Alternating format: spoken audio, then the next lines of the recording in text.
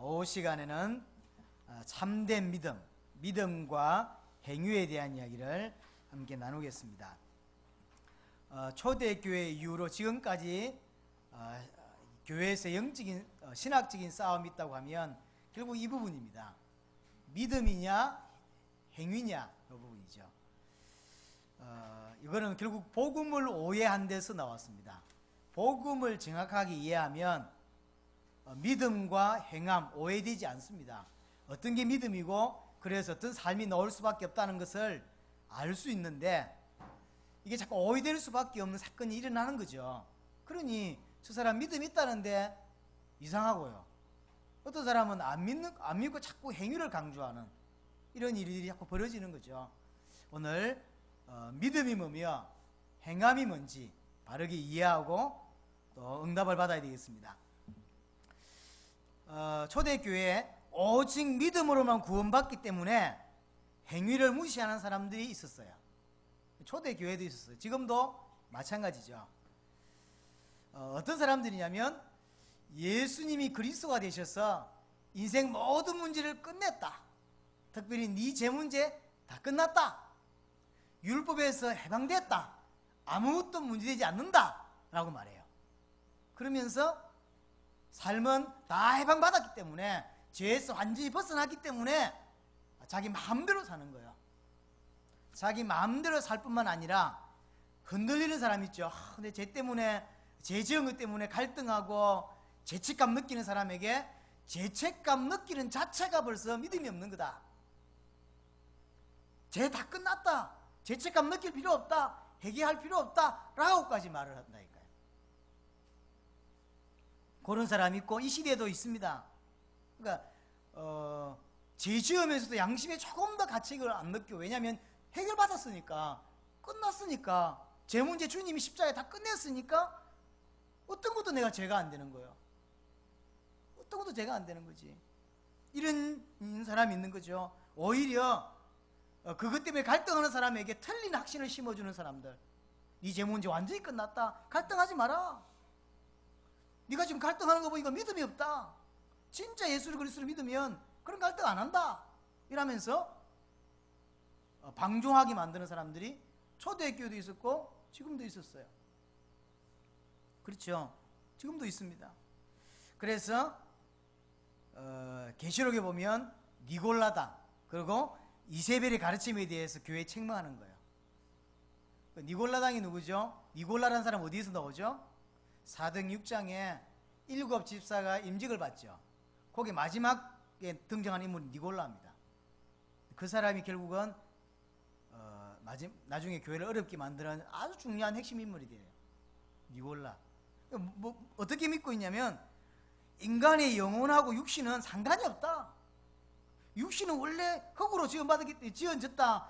영혼이 구원을 받는 거다. 그래서 육체는 한계가 있고 영혼은 영원하다. 그러니 예수를 그리스도를 믿으면 영혼이 구원받게 돼 있다. 네 육체에 아무 관계가 없는 거다. 죄 짓는 거 그 네 육체지 영혼이 아니다. 이렇게 나온 거예요. 마음껏 죄를 짓는 거죠. 그러니까 구원받는 순간 율법에서 해방된 거다. 육신에 죄 짓는 거 아무 문제 안 된다. 이렇게 나온 거예요. 맞는 겁니까? 거기에 또 이세벨은요. 이세벨의 가르침이 뭡니까? 성도들이 우상 숭배하고 특별히 성적으로 타락했는데 상관이 없는 거예요. 왜냐하면 원래 육체는 그런 거니까. 그래서 회개하는 자체가 벌써 다 끝났다는 걸 안 믿는 거다. 이렇게까지 나왔어요. 여러분도 고린도전서 읽어보면 알지만 고린도 교회 안에도 이런 일이 벌어졌어요. 잘 아는 내용이죠. 바울이 지금 굉장히 화를 내면서 책망하고 있어요. 그 책망의 내용이 뭐냐면 얼마나 시대가 정도 악한지를 알 수 있는 거죠. 어떤 사람이 자기 아버지의 여자하고 잔 거예요. 아버지의 여자라고 한 거 보니까 엄마는 아닌 것 같고요. 아버지가 재혼을 한 것 같아. 근데 재혼을 할 때 조금 더 젊은 여자하고 했는지 이 아들이 아버지의 여자 새엄마하고 잤어요. 근데 그걸 엄청난 죄잖아요. 그걸 교회에서 자랑하고 했다니까. 자랑을. 교회 분위기를 아시겠어요? 그러면 교회가 왜 이렇게 됐습니까? 이게 틀린 이해 때문에. 그걸 자랑할 정도면 교회가 엉망인 거예요 지금. 그런데 그걸 아무도 제재를 안 해요. 그냥 다 해방됐다는 거예요. 그런 것에 가책을 느끼는 자체가 복음이 아니다 이렇게 나온 거예요. 말이 됩니까? 이 정도 갚을 때 말도 안 되는 일이. 또 반대로요. 반대도 있습니다. 믿음에 바른 행위를 더해야 구원받는다. 믿음도 믿음인데 네가 올바로 살지 않는데 그게 구원받을 수 있냐 이렇게 나온 거예요. 믿음으로는 구원받을 수 없다. 그러니까 거룩한 삶, 성화된 삶을 살아라. 만약 네가 그런 삶을 살지 못하면, 온전한 삶을 살지 못하면 구원에서 떨어진다. 이렇게. 그러니까요, 죽을 때까지 두렵고 떨림으로 계속 내가 구원받았을까 이게 갈등하면서 살아요. 그래서 최선을 다해서 이렇게 뭐랄까요, 이렇게 사는 거죠.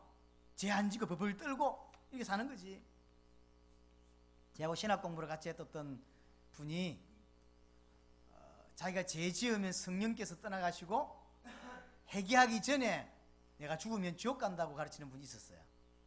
다행히 신학교 끝날 때는 그 생각이 틀렸다는 걸 저한테 고백했지만, 많은 사람들이 이게 지금 초대교회 지금까지 두 부류입니다.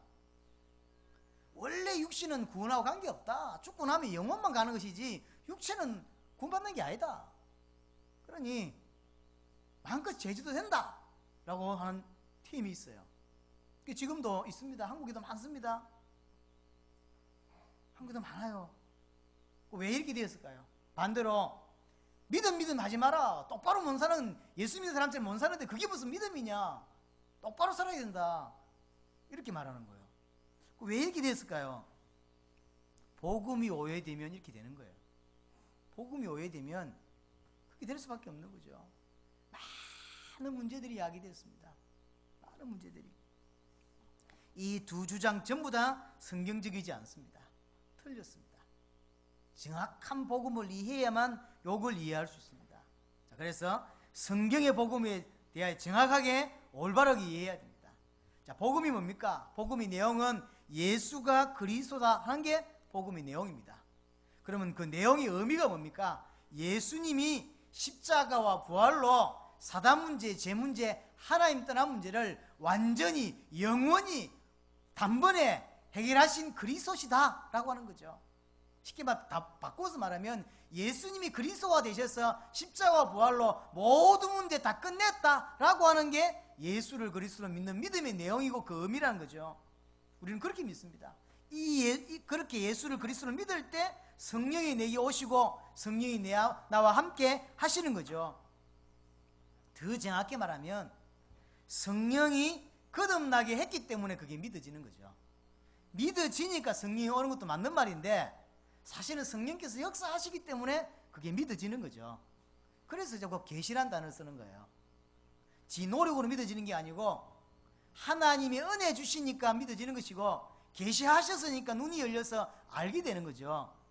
그렇죠? 주는 그리스도시요 살아계신 하나님의 아들이라고 베드로가 고백할 때 예수님이 뭐라 하죠? 이를 네게 알게 한 이는 혈육이 아니다. 하늘에 계신 내 아버지다. 하나님이 깨닫게 해주셔야 복음을 깨달을 수 있어요. 단 정확한 복음을 들을 때 그때 성령이 역사하시는 거예요. 그래 듣는 자리에 있게 해야 돼요. 또 들을 수 있도록 보내줘야 돼요. 못 듣는 데는 믿음이 안 생겨요. 그렇죠? 못 듣는 데는 하나님이 직접 전도하는 일이 없죠. 정확히 말하면 바울도 직접 전도한 게 아닙니다. 바울도 하나님이 직접 가가지고 복음을 설명한 게 아니죠. 깨놓고 아나니아를 보낸 거죠. 결국 복음을 듣기는 아나니아가 한 거죠. 들어야 알게 되고 그때 들을 때 성령이 역사하시고 하실 때 눈을 열어 계시로 보여주시는 거죠. 보여줄 때 그게 그 말인 줄 이해하는 거죠. 그렇지 않습니까? 그래서 여러분들이 2016년도 내 주위에 불신자 신자 우리 교회로 데려오는 게 아니고요, 함께 당세보활자를 찾는 겁니다. 불신자 중에 분명히 있어요. 우리와 함께 당세보활자. 물론 당세보 깊이 들어오지 않지만 함께 우리 교회에 형성할 사람들도 있어요. 원래 그게 교회라. 무시하지 말고 교회 올 수 있는 사람들 오게 해서 함께 예배하게 해야 되고요. 그러면서 우리 눈은 제자에게 있어야 합니다. 제자에게. 그러면서 함께 당세보활자를 찾는 겁니다. 자, 그러면 예수를 그리스도로 믿는다는 것은 내 모든 문제가 끝났다고 믿는 거죠. 끝났어요. 자, 그러면 이 말을 조금 더 깊이 이야기하면 뭡니까? 2의 4번입니다. 이전에는 하나님과 단절되어 죄로 인하여 저주와 고통을 당하고 사단에게 속아서 자신을 위해 살았던 게 자신이죠. 이걸 보고 나면 사람이 가만히 있겠습니까? 그러나 이제는 예수가 그리스도라는 사실을 정말로 믿으면 다시는 자기 자신을 위해서 살지 않게 돼 있는 거예요. 뭐가 보였죠? 진짜 인생 문제가 보인 거예요. 죄 문제. 내가 그 죄 속에 있었거든.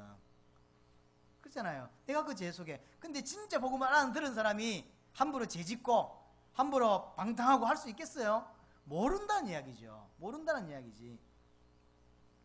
왜냐? 이미 모든 문제가 끝난 거예요. 이제는 주를 위해 살고 주를 위해 죽는 겁니다. 로마서 14장 7절 8절. 살아도 주를 위해 살죠. 죽어도 주를 위해 죽는 거예요. 내가 필요하지 않습니다. 왜냐하면 내 문제가 끝이 나버렸거든. 내가 더 이상 필요하지 않아요. 하나님이 나를 향한 계획만 필요한 거지. 이 땅에 보낸 분도 하나님이고 이 땅에 보내서 복음을 듣게 하신 분도 하나님이고 나를 데려가는 시간표도 하나님의 손에 있어요. 하나님이 완벽한 계획을 가지고 계신 거예요. 그걸 믿는 겁니다. 우리의 믿음 속에 심지어 자기의 육신적인 삶에 얽매이지 않고 고난을 당하더라도 오직 그리스도를 기쁘게 하는 삶, 이게 그 사람의 남은 인생이 되는 겁니다. 일이 될 수밖에 없죠. 근데 이러한 삶을 살기 위해서 노력하는 겁니까? 아니죠. 노력이 아닙니다. 이런 삶을 살 수밖에 없는 거예요. 왜죠? 예수를 그리스도로 믿는다는 의미를 알면. 왜 우리에게 그리스도가 필요합니까? 죄와 사단과 하나님과 단절되어 있으니까. 근데 그 문제는 인간이 해결할 수가 없어. 그래서 하나님이 그리스도를 약속하셨는데 그리스도가 오셔서 그 문제를 해결하면 나는 다시 창세기 1장 27절로 회복되게 되어 있는 거예요. 하나님과 함께 할 수 있는 거죠. 우리는 그게 안 돼. 그래서 하나님이 그리스도를 보내서 십자가와 부활을 통하여 그 문제를 끝낸 거예요. 그분이 누구냐면 예수라. 그래서 예수를 그리스도로 믿는다는 게 복음이고 그 믿음의 의미가 뭐냐면 십자가와 부활로 내 모든 문제를 끝냈다는 거예요.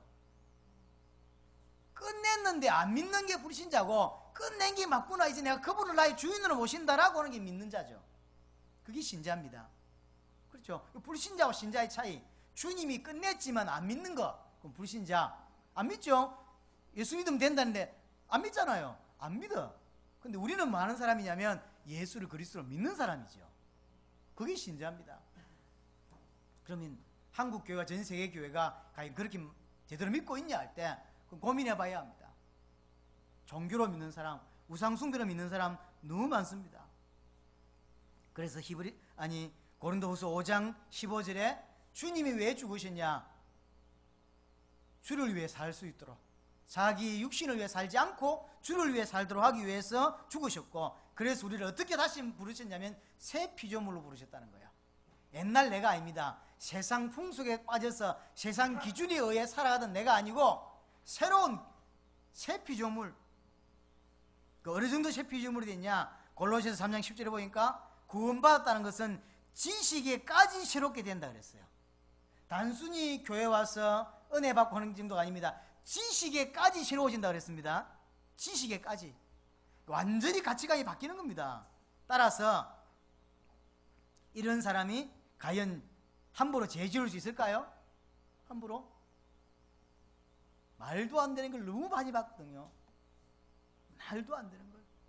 계속 죄를 짓는데 죄책감을 안 가져요. 왜냐하면 자유하다는 거예요. 그래서 우리 보고 젊은 목사들이 너무 율법적이라고 이렇게 우리를 비난했어요. 율법적인 게 아닙니다. 진짜로 죄를 알고 진짜로 사단을 알면 그 속에 안 들어가고 싶어요. 다시 죄 짓는 쪽으로, 다시 실패하는 쪽으로 안 들어가고 싶은 게 사실인데, 구원받았다고 마음껏 죄 짓고요, 마음껏 술 먹고 마음껏 타락해요. 그게 구원 맞습니까? 모르겠어요. 나는 개인적으로 구원 못 받았다고 생각합니다. 못 받았다고. 예를 내가 몇 개 들을 수 있어요. 여러분들 진짜 이해될 수 있도록. 이름은 금명하지 않고 이야기할 수 있는데 너무 추접해요. 너무 추접해요. 그들이 우리 얘기를 비난하는 게 뭐냐면 예수를 믿는데 왜 그렇게 사냐는 거예요. 다 끝났는데 왜 그렇게 사냐는 거지. 응? 옛날 고신직 출신들이라고 다 우리가 고신 출신이기 때문에 그런 게 아니라 이 말이에요. 오만 짓을 다 합니다. 목사가 미국 갔더니 캠프 때문에 미국 갔더니 대학생들이 물어요. 자기들이 예수 믿기 전에 하던 그 짓을 왜 목사님들이 하냐고 묻는 거라. 대답을 못 하겠더라. 너무 안타까워요. 왜 그렇죠? 생각을 해봐야 돼요. 그 사람이 죄를 그렇게 쉽게 짓는다는 것은 사람이 연약해서 죄를 지을 수 있어요. 연약하기 때문에 더 하나님께 나아가려고 발버둥치고 무릎 꿇고 회개하고 그게 정상 아닙니까? 근데 전혀 그런 게 없어요. 왜냐하면 해방받았다고. 올바른 믿음이 맞을까요? 구원받기 이전에 육신의 정욕, 음란과 탐심을 따라 하나님과 원수된 삶을 살았던 자신을 보면 혐오스럽고 한탄하고 돌이킬 수밖에 없는 게 사실 아닙니까? 부끄러워야지. 그렇게 살았다는 게 부끄럽고 하나님께 죄송하고 이래야 정상 아닌가요? 근데 그 짓을 또 한다니까요. 어떤 목사님께서, 제가 아주 친한 목사님께서 교회 전도사를 한 명 드렸어요. 교회 전도사가 있는데 또 전도사 한 명을 드린 거예요. 전도사에 몇 개월을 있고 나서 이 목사님께 물었습니다. 목사님,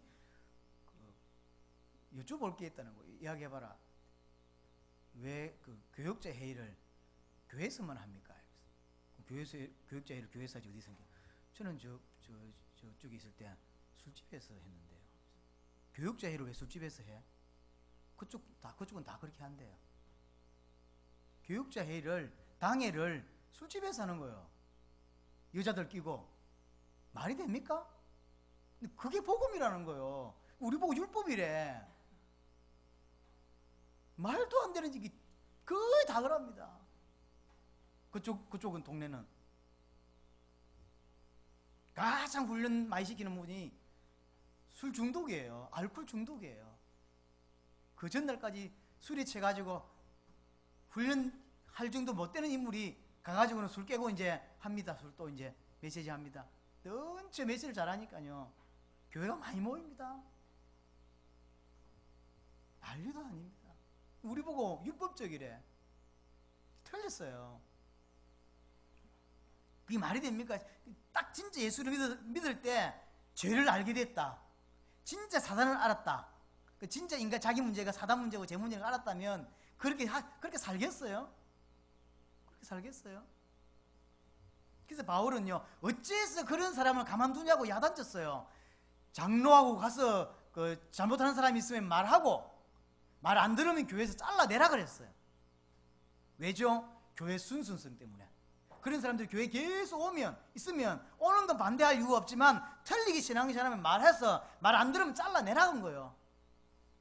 근데 우린 전단체에서 복음이기 때문에 안 자르잖아요. 그게 틀린 겁니다. 어떤 면에서. 그래서 저는 성격상 잘 못 자르겠어요. 이런 이제 장로님이 하셔야 돼. 그래서 같이 말했는데 말 안 들었다, 말 안 듣다 나가 이렇게 이제 나 못해. 장로님이 하셔. 근데 그래서 진짜 교회는 성례가 있죠. 올바른 말씀 선포가 있죠. 또 하나가 뭐죠? 근징이 있어야 돼요. 근징이 있어야 된다니까요. 죄를 짓고 마음껏 방탕한데 그 사람들에게 자네 그 행동은 틀린 거라고, 그것도 직분자가, 그것도 교육자가 그 틀린 거라고. 제가 아는 목사님은 캠프 나간다는 이름으로 저 러시아를 가고 어디를 가면 반드시 술집을 가요. 그 여자를 데리고 잔다니까요. 목사인데. 왜냐하면 자유. 그게 맞는 겁니까? 제가 잘 아는 목사님. 근데 그게 자유라니까. 그게 그 사람들에게는 틀렸어요. 그렇게 가르치면 안 돼. 제가 볼 때는 정말로 구원받았는지 고민해 봐야 합니다. 왜냐하면 그것이 아무렇지도 않아. 성령께서 이렇게 가슴을 두들지 않은가 봐. 죄가 뭔지 모른다는 거 아닙니까? 진짜 죄를 알면 죄가 해모스러워야죠. 그러면서 넘어진 자신을 볼 때 막 가슴이 처져야죠. 내가 왜 이렇게 살지? 나 왜 이렇게 연약하지? 하나님 나를 붙들어 주세요. 제가 너무 약합니다. 내가 늘 죄짓습니다. 이런 한탄이 나와야 되는데 아무렇지도 않아. 그게 성령 충만이라고 생각하는 거예요. 젊은 목사들이 너무 율법적이라면 우리를 그렇게 야단쳤다니까요. 말도 안 되는 짓을, 그걸 보고 랩런트들이 따라하는 거예요. 미국 랩런트 대회할 때 RC 할 때 그래서 사고가 많이 나요. 집회 쫙 들어가는데 집회에서 안 가고 호텔에 남아있는 애들이 깨 있는 거예요. 뭐합니까? 자기들끼리 모여서 호텔에서 자는 거예요. 말이 됩니까? 근데 그걸 교육자가 알았다니까. 그걸 목사가 알았는데 복음이기 때문에 그냥 싹 덮어요. 한 번은 용서해 줄 수 있을지 몰라도 매년 RCA 때마다 그 짓을 하는 놈이 있는 거예요. 근데 그걸 복음이라서 말하면 안 된다는 거예요. 여러분 어떻게 생각합니까? 이게 난리도 아닌 거죠. 난리도. 어르신께서 자기는 한 번도 사람을 정죄한 적이 없대. 그래서 정죄 안 하는 게 복음이래요. 틀렸습니다. 잘못된 건 잘못된 말해야 돼요. 교회 순수성을 지켜야 돼요. 복음이 복음되게 해야 돼요. 말도 안 되는 얘기.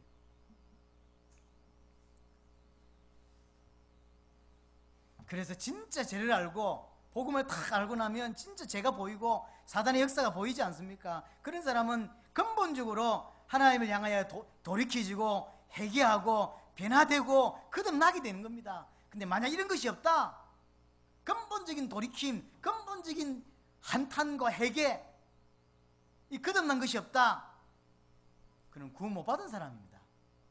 자신을 볼 때 내가 죄인이었구나, 내가 지금 육신이 지금 단순히 자범죄 문제가 아니고 근본적인 내가 죄가 있었구나, 그래서 내가 이럴 수밖에 없었구나, 이게 한탄스러워야 돼요. 그래서 하나님 앞에 무릎 꿇고 회개하는 겁니다. 이게 정상이죠. 이 말은 행위를 바꾸란 말이 아닙니다.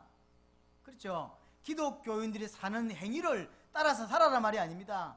행위를 바꾸려고 하는 것은 노력인 거죠. 그냥 겉모습에 불과합니다.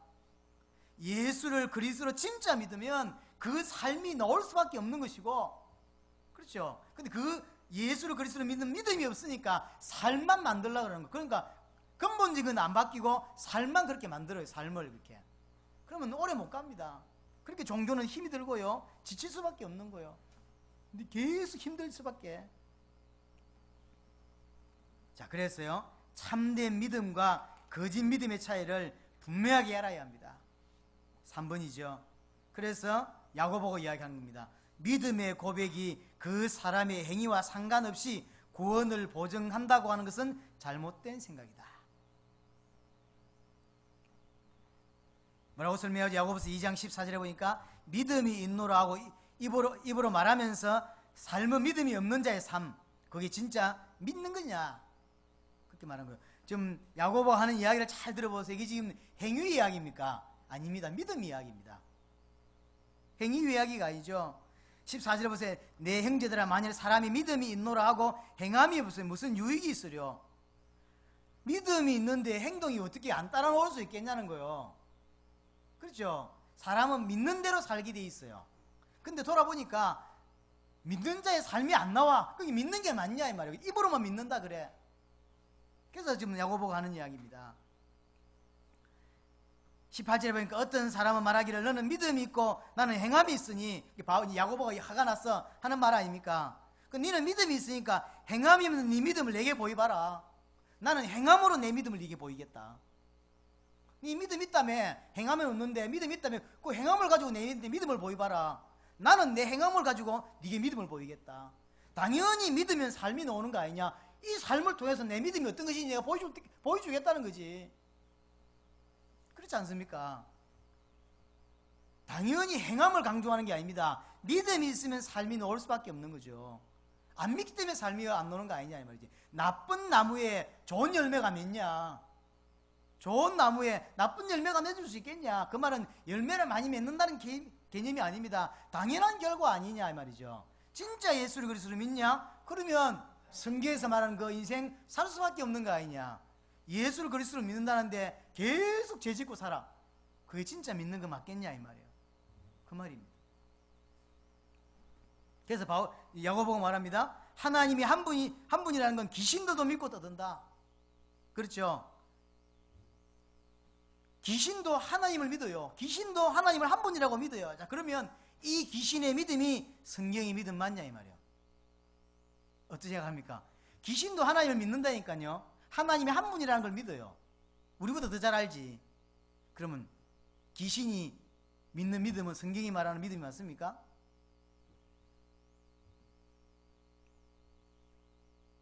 아니잖아요. 그렇지 않습니까? 아니에요.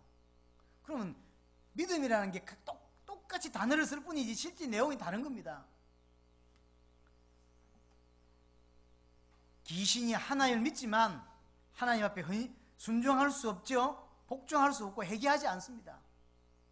그렇지 않습니까? 그럼 믿는다는 말은 무슨 말인데요? 순종한다는 거죠. 믿는다, 순종한다. 하나님이 아담에게 선악과를 지정해 놓고 이야기해 놓고 이야기했죠. 이게 뭐죠? 이게 믿음입니다. 따먹지 않는 건 믿는 거죠. 하나님을 믿는다는 이야기는 이걸 안 따먹는 겁니다. 뭘 믿는 거죠? 하나님이 모든 걸 주장하고 있고 내가 이것을 하나님 믿음으로 모든 걸 누릴 수 있다고 하는 것을 믿는 거죠.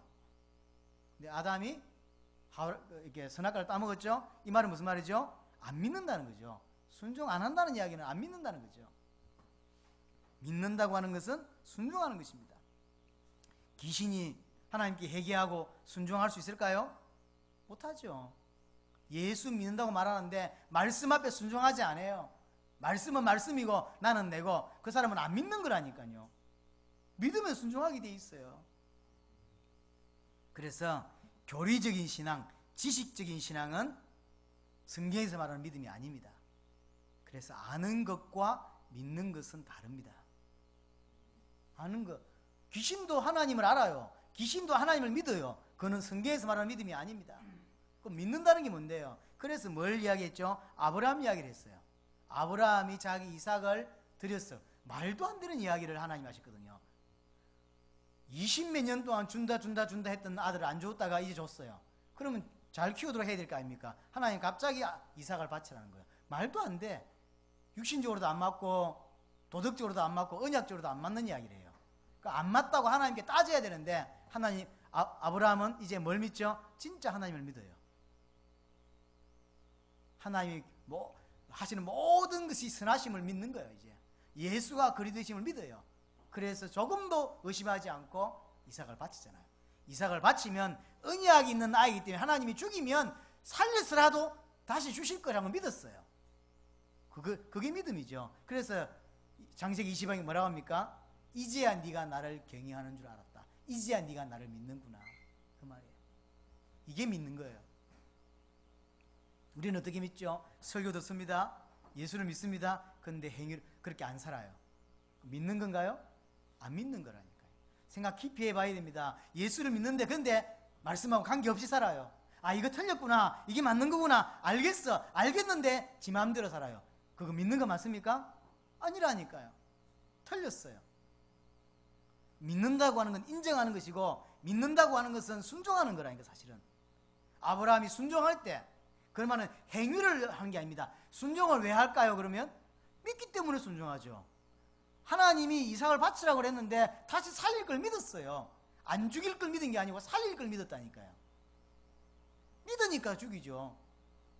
그리고 하나님이 안 죽였잖아요. 근데 그걸 죽음에서 대로 받았다 이렇게 표현하잖아요. 순종이라는 행위를 이야기하고 있는 게 아닙니다. 믿기 때문에 순종할 수밖에 없는 거예요. 안 믿으니까. 그래서 설교를 아무리 들어도 안 믿으면 지 마음대로 사는 거예요. 세상 기준이 어떤 거다, 사단이 뭐 어쩌다, 아무리 성경에서 설명해도 본인은 그렇게 안 살아요. 왜죠? 안 믿으니까. 지식인 거죠. 여러분, 예수가 그리스도라고 하는 새로운 지식을 더 배운 겁니까? 그러면 여러분 옛날이나 지금은 똑같습니다. 종교인이죠. 우상숭배하는 사람입니다. 믿는다고 하는 것은 순종하는 겁니다. 말씀에 그게 틀린 거구나. 그러니까 안 하는 거죠. 이게 맞는 거구나 하는 겁니다. 예수를 그리스도를 믿는다는 이야기는 다 끝났다는 이야기구나. 그렇죠. 그런 거 끝났기 때문에 끝난 삶을 살잖아요. 끝났으니까. 안 끝났다고 믿기 때문에 또 뭘 하는 거예요.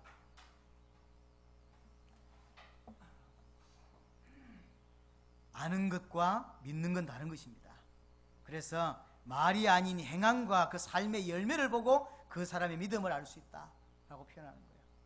마지막에요 보면 26절에 보면 영혼 없는 몸이 죽은 것 같이 행함 없는 믿음은 죽은 것이라. 여기서 강조하는 게 뭡니까? 당연히 믿으면 행함이 나올 수밖에 없다는 거예요. 근데 행함이 안 나오는 거 보니까 죽어 있다, 믿음 아니다 표현하는 거예요. 야고보는 행함을 강조하는 사람이 아닙니다. 여러분 야고보서를 잘 읽어보세요. 행함을 이야기하고 있는 게 아니에요. 안 믿기 때문에 그렇게 산다는 거예요. 안 믿어요. 그래서 여러분 안 믿어지는 사람 혹시 있으면 기도하셔야 됩니다. 하나님 정말로 예수를 그리스도로 믿는 믿음이 내게 있기를 하나님 내게 계시하셔서 믿어지게 해달라고.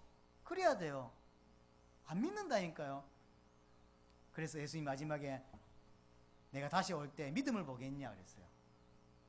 여기서 유추해 볼 수 있는 게 뭐죠? 마지막 시대는 진짜로 믿는 사람이 많이 없겠구나. 믿는다고 말하는 사람 많은데 믿는 사람 많잖아요. 한국만 해도 100만이 넘잖아요. 아니지 1000만이 넘죠. 우리 한국 기독교는 1000만이 넘는다면서요.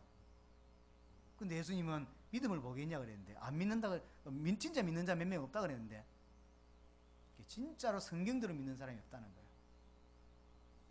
근데 여러분이 성경대로 믿는 대열 속에 들어오셨단 말이에요. 이것만 해도 하나님 여러분들 통해서 하실 일이 엄청납니다. 앞으로 많은 사람들이 우리 교회로 몰려올 때 충분히 여러분들이 커버할 수 있어야 합니다. 성경적으로 여러 가지 그릇으로 여러 가지 메시지로 커버할 수 있어야 합니다. 분명히 사람들이 올 때가 있다니까요. 분명히 하나님이 사람을 붙이실 때가 있고 제자를 붙일 때가 있는데 우리가 준비가 안 돼 있으면 사실 소용이 없는 거죠. 해외도 마찬가지입니다. 그래서요 2016년은 여러분들 인생에 진짜 중요한 한 해가 됐으면 좋겠어요. 단순히 교회 와서 착실하게 뭐 하고 또 선교 원금 하고 해서 목사를 해외에 좀 보내는 것이 다가 아닙니다. 그렇죠. 내가 하나님 앞에서 올바른 신앙을 가지는 거예요. 그래서 성경이 말한 대로 하나님의 인도를 제대로 받는 것이고 순종하며 사는 것입니다. 이것을 자녀가 봐야 돼요. 우리 아이들이 말로 가르치는 거 가르쳐집니까? 내가 주를 위해 살지 않는데 알잖아요. 아이들은 보면 압니다. 아이들이 부모 볼 때 하나님은 안 보여도 부모가 어떻게 사는지 알잖아요. 우리 부모님 하나님 믿는지 안 믿는지 압니다. 그 교육이 제일 중요한 교육이에요. 자신은 하나님 안 믿으면서 우리 보고 하나님 믿으라 한다? 안 되는 거예요. 그래서 참된 믿음은 어떤 것이냐? 교리적인 것이 아닙니다. 참된 믿음은 지정의 전인격적인 회개와 순종이 따라오는 거예요. 지식으로 믿는 게 아닙니다. 전인격적이에요. 변화되는 거죠. 그게 예수 믿는 거죠. 따라서 행함이 없는 믿음은 헛것이 되고 거짓 믿음입니다. 행함이 없다? 틀린 말입니다. 알지만 그렇게 안 해. 그건 안 믿기 때문이에요. 또 하나, 믿음이 없는 행함은 종교생활입니다. 외적인 변화에 불과합니다. 시간 지나면 지치게 돼 있어요. 그래서 신앙생활에 힘이 드는 거예요. 이 두 가지를 기억하셔야 돼요. 행함이 없는 믿음은 거짓 믿음이고 믿음 아니죠. 그러나 믿음이 없는 행함은 종교생활입니다. 두 개를 다 해보신 적이 대부분 해보셨잖아요. 두 개를 다 해봤지 우리가. 믿으면 순종하게 되어 있습니다. 믿으면 전 삶을 드리게 되어 있습니다. 그래서 아는 것과 믿는 것은 다른 것이고 우리가 가진 신앙은 교리적인 신앙이 아닙니다. 정말로 예수를 그리스도로 믿기 때문에 전 인생을 드리고 그 앞에 순종하고 말씀 앞에 순종하는 인생, 그게 납니다. 하나님께 기도하시길 바랍니다. 내게 그런 믿음을 달라. 우리 교회 한 사람 한 사람 2016년도는 그 믿음이 회복되게 해달라. 나와 확인된 사람, 복음을 들은 그 사람들이 정말로 이 올바른 믿음, 거짓된 믿음 말고 틀린 믿음 말고 비슷한 믿음 말고 올바른 믿음을 가질 수 있게 해달라. 지금부터 기도할 수 있기를 바랍니다. 그래서 한 사람 한 사람 2016년도에는 무리가 아니라, 그렇죠, 여러분들이 무리가 아니라 하나님 앞에서 1대1로 한 사람 한 사람 정말로 나의 믿음으로 회복하는 축복이 여러분들에게 꼭 있기를 바랍니다. 이게 초대교회 지금까지 내려오는 중요한 문제입니다. 믿음과 행위. 근데 복음을 바르게 알면 이게 오해될 필요가 없어요. 오해되지 않는 게 돼 있어요. 복음에서 문제가 생기기 때문에 결국은 믿음이냐 행위냐 자꾸 이야기 따지게 되는 거예요. 그렇지 않습니다. 진짜 복음이 이해됐다. 올바른 삶이 나올 수밖에 없게 돼 있어요. 그렇죠? 뭐든지 여러분들이 뭐가 딱 들어가면 그 삶이 나와요. 예를 들어 성희가 연애를 한다. 자세히 보면 연애하는 삶이 나오죠. 표시가 나게 돼 있어요. 일부러 하는 게 아니라니까요. 그러나 나게 돼 있어요. 정말로 내가 예수를 믿으면, 진짜 믿으면 그 삶에서 나오게 돼 있다니까요. 나오려고 하는 게 아닙니다. 있으면 나오는 거죠. 그래서 핵심이 뭐냐면 믿는 거예요. 예수를 그리스도로 믿는 겁니다. 믿으면 다 해결되게 돼 있어요. 동성으로 기도하겠습니다. 살아계신 하나님 아버지 감사합니다. 오늘도 말씀 주셨사오니 감사를 드립니다. 남은